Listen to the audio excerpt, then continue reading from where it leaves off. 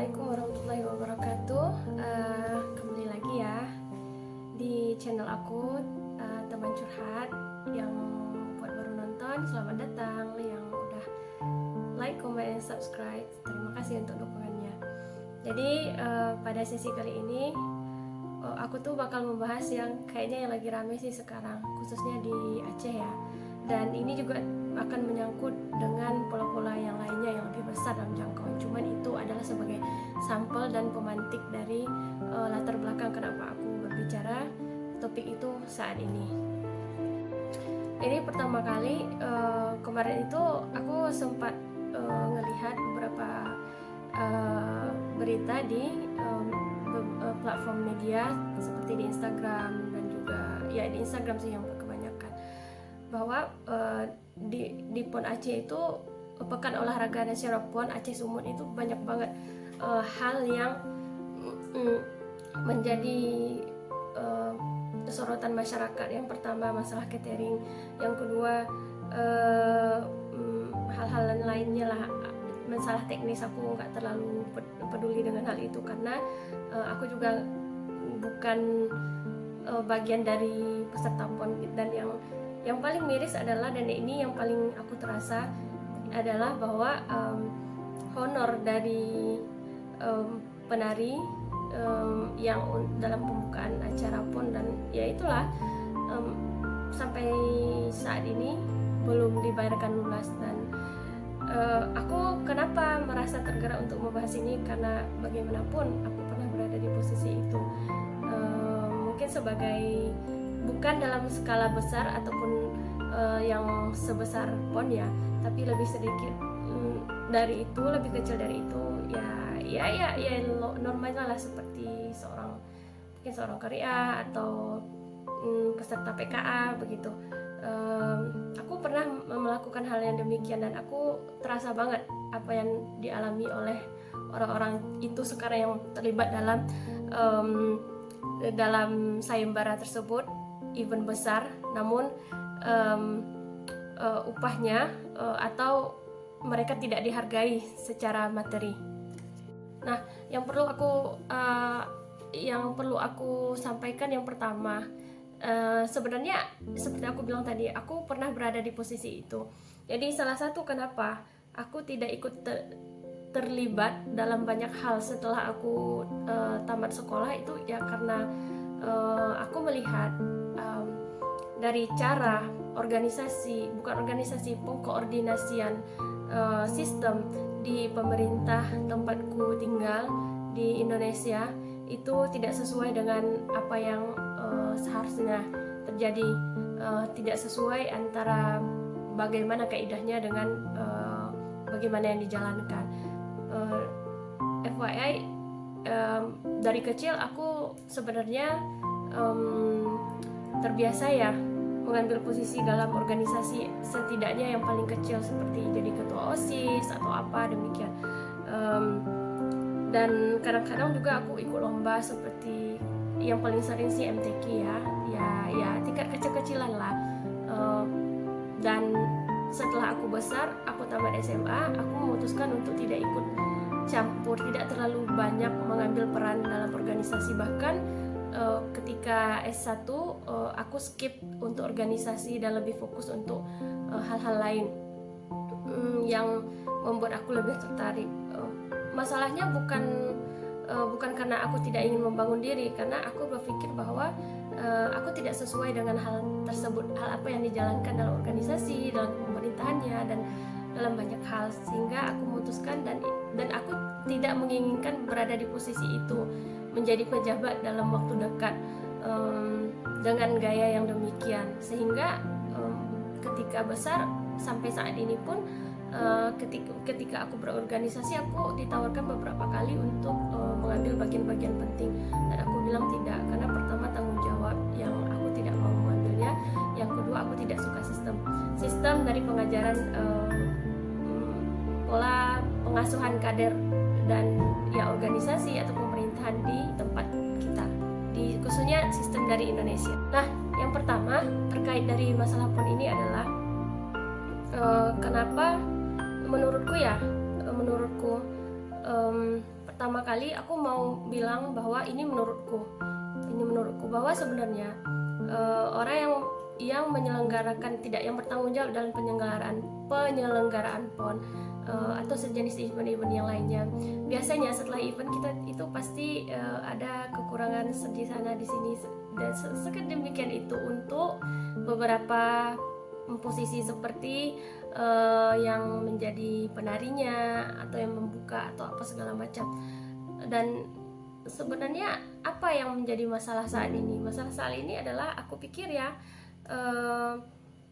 orang Aceh itu ya orang Aceh kebanyakan pemerintah, baik dari segi pemerintahnya atau sekarang yang lagi heboh-heboh itu, menurutku kita itu pemerintah kita, pemimpin kita, tidak semua tapi kebanyakan dalam sistem yang berada dalam sistem itu adalah terkena penyakit yang namanya bodoh dan tolol. Dalam artian kenapa?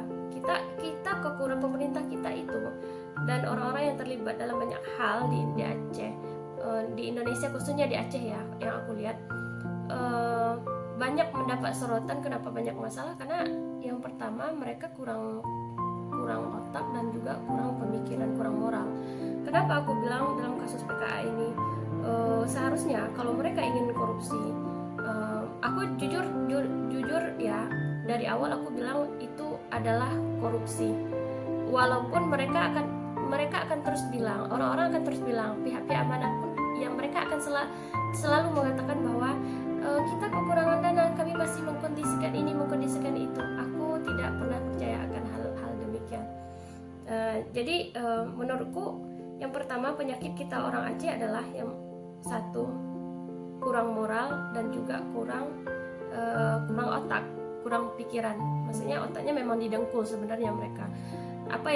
Mengapa aku bilang demikian? Karena pertama kurang moral ya, kita tahu bahwa hal-hal semacam itu seperti korupsi, nepotisme, itu kan hal-hal yang memang kita sepakati baik secara moral ataupun secara agama, itu adalah hal yang buruk ya, hal yang buruk. Aku ingat beberapa tahun lalu itu tuh banyak banget anak-anak Aceh yang kuliah di Cina, dan itu pada rata-rata itu mendapatkan jalur orang dalam artian ada kerjasama institusi atau apa. Salah satunya yang kemarin sudah ditutup yang memiliki kasus ya, ternyata banyak beasiswa yang tidak tepat sasaran. Nah itu yang pertama, dan akibatnya apa? Sekarang tidak banyak anak Aceh yang bisa lolos ke luar negeri.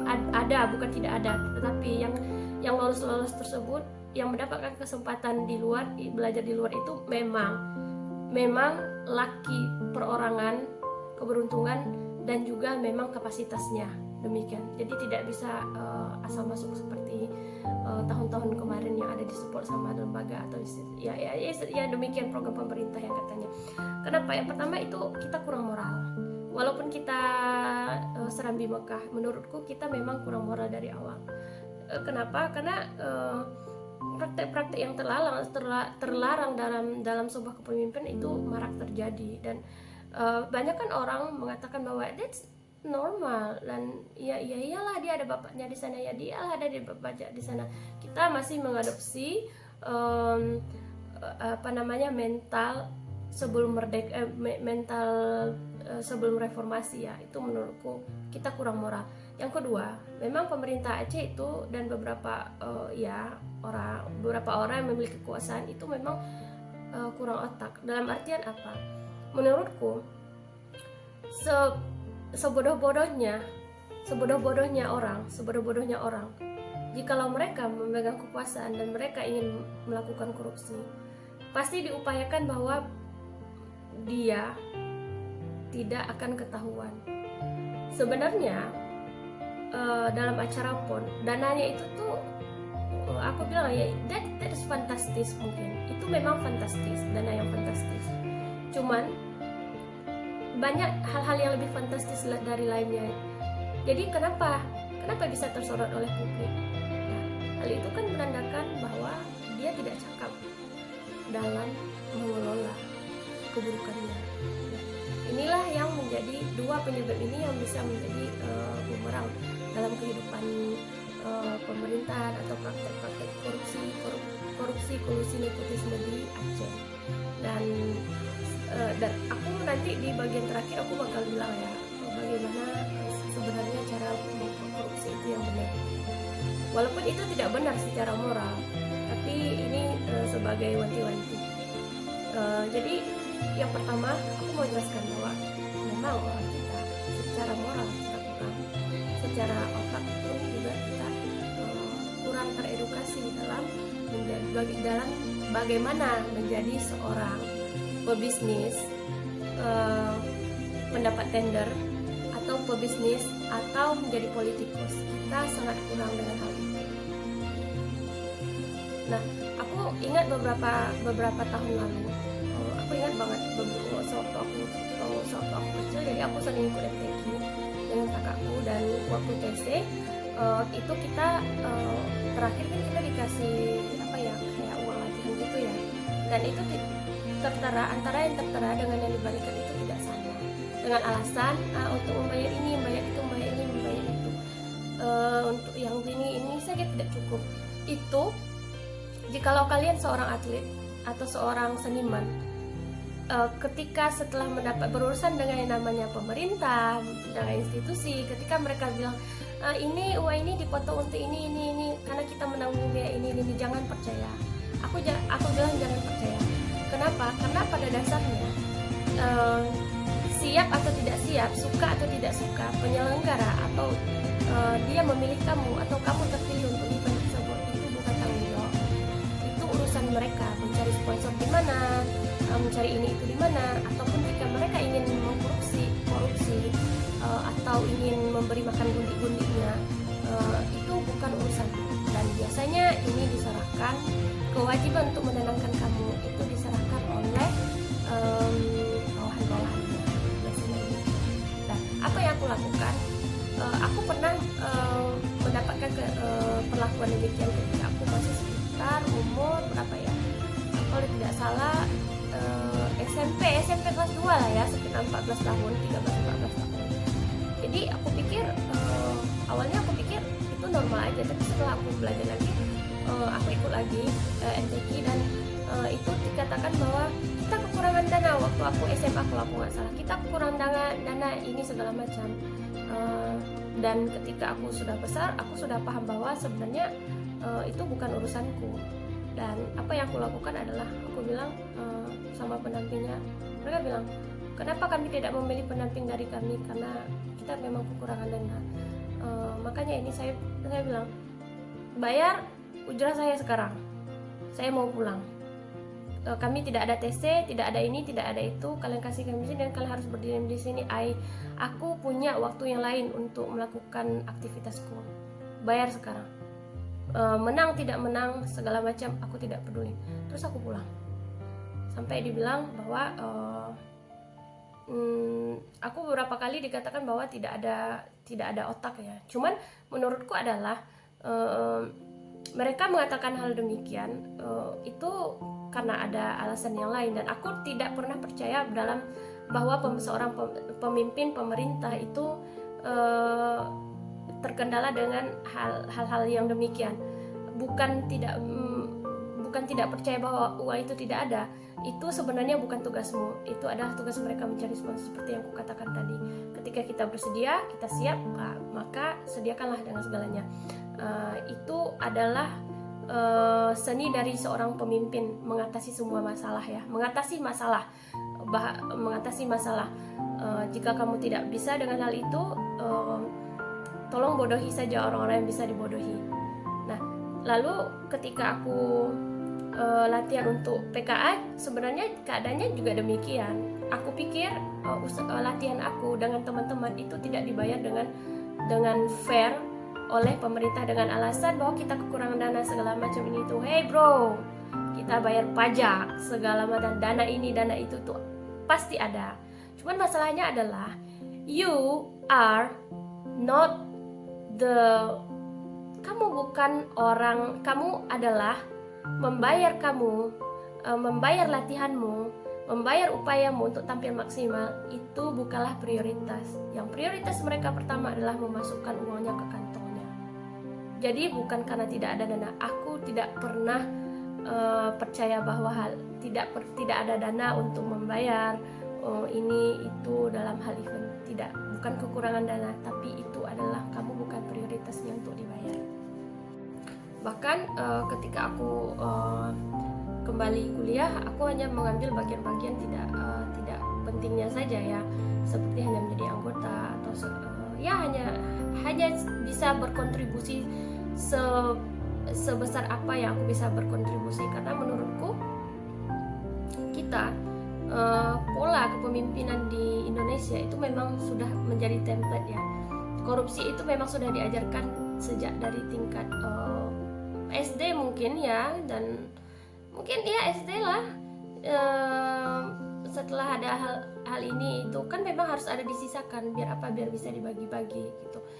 Ini menurutku tergantung orangnya sih. Apakah karena memang itu adalah uang, bukan apa ya, dalam artian begini, kalau kita kalau nggak ada proyek, mana ada uang lebih kita. Nah, ini adalah salah satu ciri negara kita ya. Karena aku lihat di negara yang lebih maju tidak ada yang demikian. Ketika orang mengadakan event itu sudah tahu dulu untuk penyelenggara berapa yang didapat, ujrahnya, upahnya, untuk pesertanya, untuk ini itu akan dibayar. Atau kebanyakan kalau dari pemerintah, kalau di negara yang lebih maju itu memang tidak ada, itu sukarela ya dari orang. Lalu kok secapek itu? Ya iya, secapek itu memang, tetapi mereka mendapatkan hal lain seperti apa? Seperti reward, bahwa jika acaranya sukses, jabatan mereka akan dinaikkan, mereka akan dapat promosi atau hal segala macam. Cuman yang ketahuan ya begitu, demikian. Selain dari mendapat poin yang lebih rendah, juga ya tidak dipromosikan, demikian, dan selanjutnya tidak akan dipakai. Tapi ini tentu sangat berbeda ya dengan kita di Indonesia, karena kita mengerti bahwa sesuatu yang bernilaikan yang seperti acara PON segala macam sudah tertanam dalam benak kita, itu adalah sebuah proyek yang dia akan mendapatkan hasil yang lebih banyak ya. Nah itu aku yang tidak suka pola pikirnya, dan ya apakah harus dirubah, aku tidak tahu. Terkait masalah korupsi juga ya, kenapa orang-orang Aceh itu menurutku adalah orang-orang yang bodoh dengan dalam hal mengkorupsi. Karena dasarnya adalah seperti yang aku bilang tadi, seharusnya kalau kamu seorang koruptor yang hebat adalah kamu akan mampu menutup mulut masyarakat, kamu tidak akan ketahuan. Dan ketika hal itu menjadi ketahuan dan menjadi viral, tahu masyarakat, itu menandakan bahwa kamu bukan seorang koruptor yang handal. Dan apalagi sampai kamu seorang politikus, seorang entrepreneur, kalau mereka korupsi dan mereka tidak bisa mencuci tangan, dalam artian cuci tangan ya, yang sebenarnya cuci tangan, nah itu juga adalah hal yang buruk. Dan pada dasarnya praktek korupsi itu sebenarnya menurutku orang-orang Aceh itu tidak terlalu banyak dengan korupsinya dibandingkan orang-orang yang berada di pusat ya. Tapi mengapa yang terekspos itu hanyalah orang-orang yang sudah ketahuan? Dalam artian sebenarnya banyak koruptor yang kan banyak, belum ketahuan aja mungkin, atau tidak ketahuan sebelum dia meninggal ada, atau ketahuan setelah hartanya bisa diamankan ada banyak. Nah itu dia, kenapa hal ini bisa terjadi? Karena mungkin saja ya kita berpikir itu adalah aji mumpung, dan ini adalah menurutku kenapa pemerintah kita, pejabat kita memiliki mental demikian, itu karena terlalu lama menjadi pejabat miskin sepertinya. Menurutku sih biasanya orang-orang demikian. Kenapa orang bisa menjadi narsistik? Karena terlalu rendah ketika masa lalunya. Kenapa orang-orang bisa menjadi lebih gigih, lebih workaholic? Mungkin ada hal yang lain dasarnya. Dan mengapa orang-orang Aceh itu terlihat bodoh dalam hal mengkorupsi, dalam artian bisa sampai ketahuan ya, itu adalah karena bawaan mental dari pendahulunya. Dalam artian apa? Kita melihat bahwa dulu kita tidak diberikan kesempatan untuk penanggulangan untuk mengkoordinasi atau banyak hal menurutku, atau mendapat kewenangan untuk melaksanakan suatu event, untuk mengelola lah, baik itu orang Aceh atau terserah lah. Pokoknya menurutku orang-orang yang kenapa kita bisa ketahuan adalah karena tidak ada itu korupsinya tidak benar. Kalau korupsinya tidak benar ketahuan, dalam artian apa? Ya publik marah, publik ketahuan, dan berakibat apa untuk kedepannya? Mungkin saja kamu bisa melobi atasan untuk mendapatkan proyek yang sama atau bisa di tempat lain. Cuman itu tadi, kemungkinan besar orang tidak percaya lagi. Itu kemungkinan besar. Apalagi berpendapat bahwa besok kan pemimpinnya lain lagi, besok kan lain lagi. Iya, benar sekali. Tiap tahun, tiap dekade pemimpinnya berbeda, dan kamu tetap masih memiliki peluang untuk mengkorupsikan sebanyak-banyaknya. Tapi tetap saja itu secara image kamu dan juga karirmu itu sudah tercoreng. Nah, aku melihat beberapa institusi, instansi atau perorangan demikian yang menjalin kerjasama atau mengadakan event, itu mereka tetap korupsi menurutku. Tapi korupsi mereka itu memiliki pola yang sangat bagus. Memiliki pola yang sangat bagus dalam artian apa? Mereka tetap korupsi, tapi tidak ada orang tahu kalau mereka korupsi, tetapi orang tidak akan juga berkoar-koar dan tidak terlalu marah juga dengan korupsi mereka, karena pertama bukan sedikit dikorupsikan, tidak, dan mereka melakukan korupsi itu, nepotisme itu berulang-ulang kali. Tetapi banyak dari mereka, dalam kata mereka ya, ada beberapa institusi, perorangan atau ya orang-orang penting lah. Mengapa mereka bisa lolos? Karena dirasa tidak terlalu berbahaya dan tidak terlalu nyentrik. Mereka punya pola tersendiri dalam melakukan korupsi, kolusi, nepotisme. Biar apa? Biar kamu tidak bisa dituntut, juga tidak terlalu membuat orang marah, sehingga kamu bisa mendapatkan keuntungan dari proyek-proyek atau kesempatan-kesempatan yang lainnya di waktu yang akan mendatang. Beberapa aku selama ini melihat pola yang teratur dalam korupsi yang sukses. Menurutku korupsi yang sukses bukanlah korupsi yang kamu mendapatkan banyak uang lalu kamu setara dengan mendapatkan cemoohan dari masyarakat dan juga kamu mendapat masalah setelahnya. Menurutku itu bukan korupsi yang benar. Tapi korupsi yang benar adalah korupsi, kolusi, nepotisme yang benar adalah ketika kamu melaksanakan korupsi, kolusi, pekerjaan itu, tetapi tidak banyak orang yang terlalu memperdulikan hal itu dan kamu bisa melakukannya berulang-ulang. Apa itu pola 5-3-2? Jadi, jikalau kita katakan bahwa kekuatan penuh atau kekuasaan itu atau kepemimpinan itu diberikan, atau uang itu diberikan olehmu kepada seseorang, kepada pejabat lah nih, atau siapa saja mengemban amanah, itu adalah 10. Jadi anggap saja 10 itu penuh. Nah, jadi 5 itu kamu adalah standar untuk masyarakat. Jadi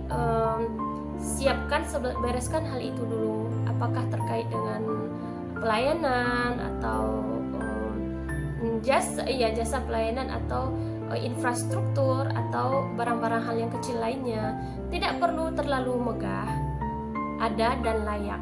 Tidak perlu terlalu mewah, yang penting ada dan layak. Nah, itu adalah 5 poin berikan untuk masyarakat. Biar apa? Biar itu tidak terlalu jomplang. Nah, lalu bagaimana dengan 5 poin lagi? 5 poin lagi. 3 yang harus kamu lakukan adalah menyuap. Berikan untuk orang-orang yang terdekatmu, orang-orang kepercayaan, atau ini untuk sogok, istilahnya modal untuk mendapatkan penghargaan atau proyek atau jabatan baru.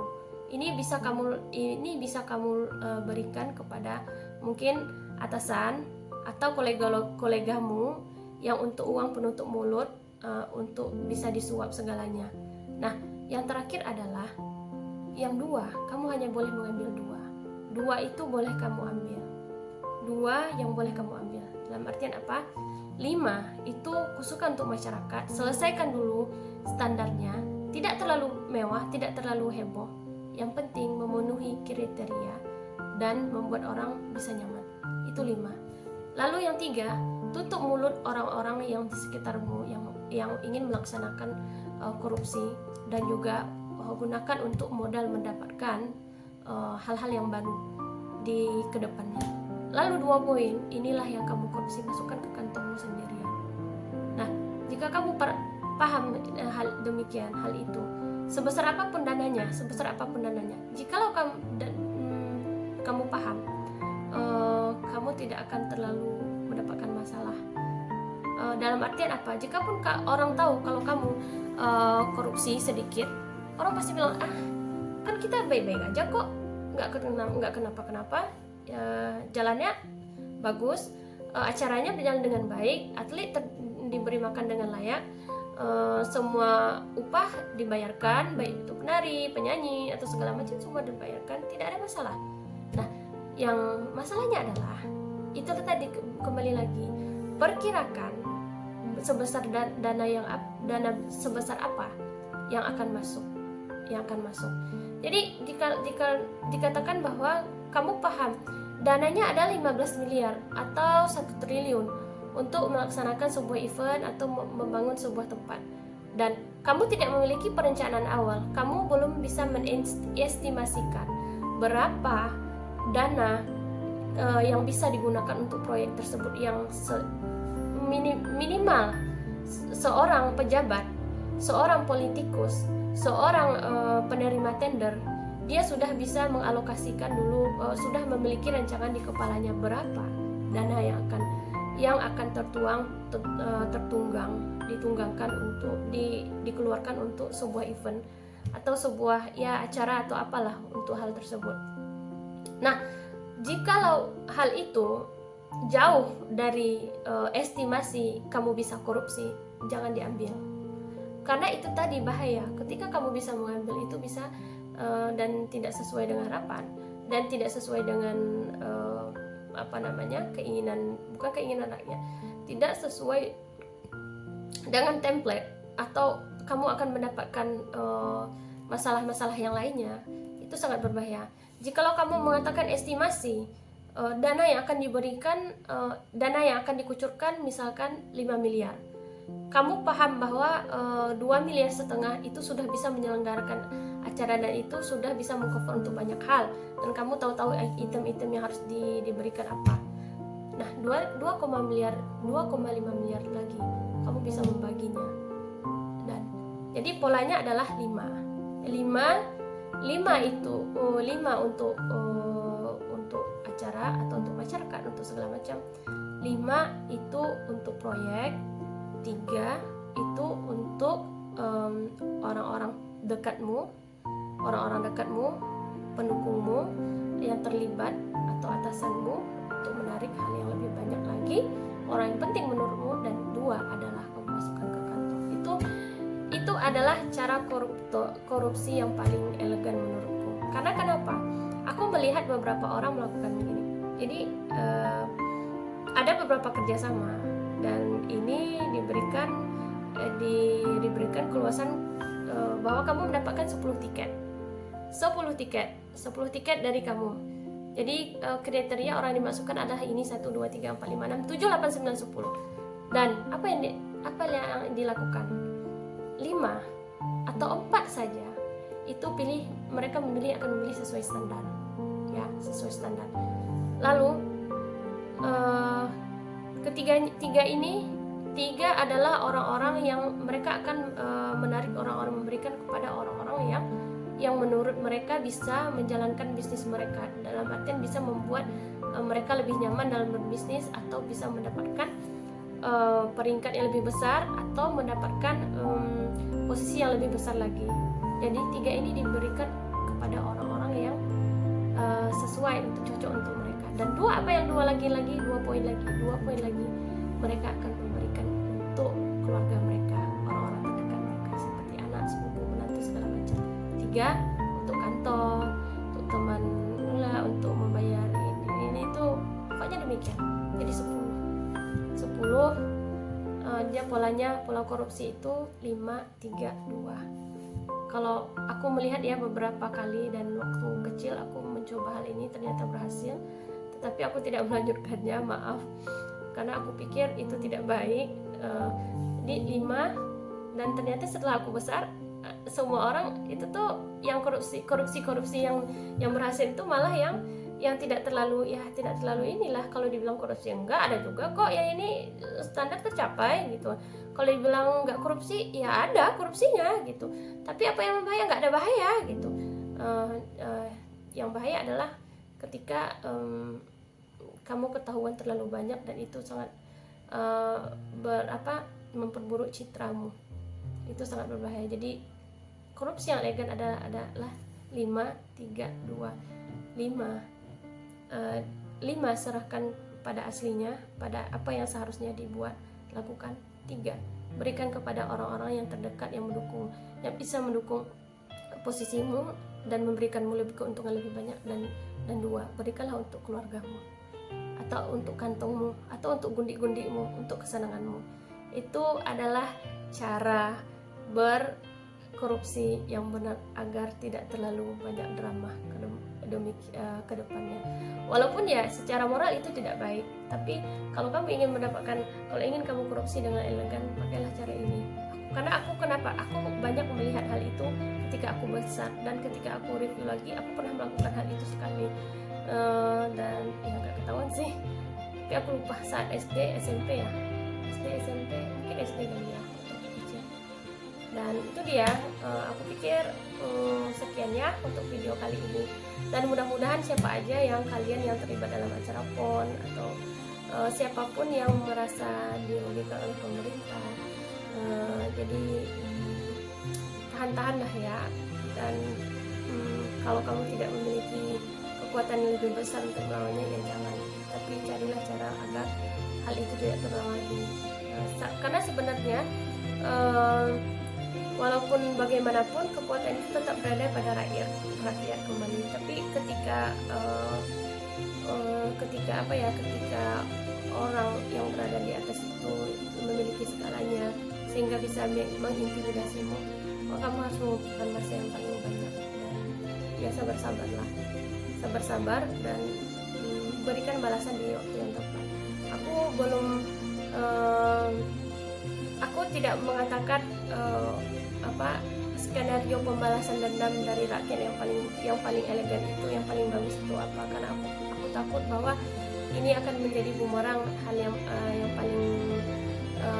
yang buruk, bisa memisahkan banyak orang gitu, dan ini akan menghancurkan. Tapi lain kali aku akan memberitahu bagaimana cara masyarakat bisa menghadapi ketidakadilan dan ketidaksetaraan, serta semena-mena dari orang yang di atas. Aku pikir sampai di sini. Terima kasih untuk kunjungannya. Assalamualaikum warahmatullahi wabarakatuh. Selamat beraktivitas kembali.